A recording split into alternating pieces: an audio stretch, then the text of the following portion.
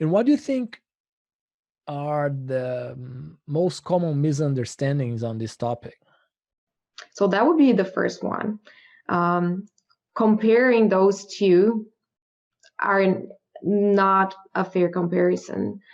Basically, when I look at some papers in their discussion, sometimes it's just not a fair discussion. It's not a fair comparison when you look at your results and you're inducing an amino acid restriction and you compare your results in carcass characteristics to pigs that were restricted in feed intake.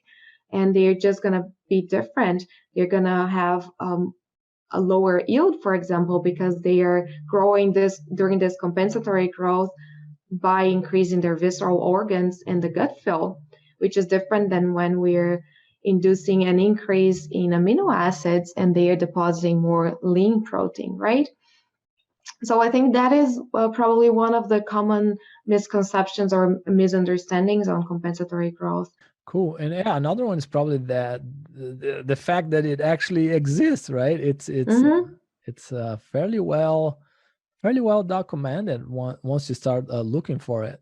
Yeah, but I think that is one of the issues, because if you look at those kind of comparisons, you're going to see people saying, well, I didn't see compensatory growth because it was not the same way as the other study reported, which is completely different, and maybe because there is no one single measure of compensatory growth that we could just apply to every single study, sometimes makes it difficult for people to understand.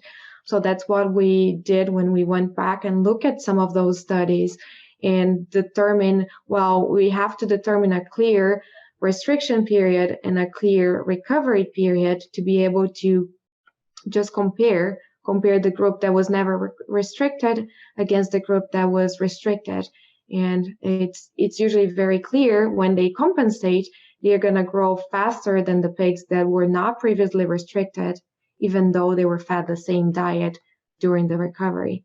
So that is a clear indication of compensatory growth. And it's usually the feed efficiency when we're talking about amino acids and not feed intake.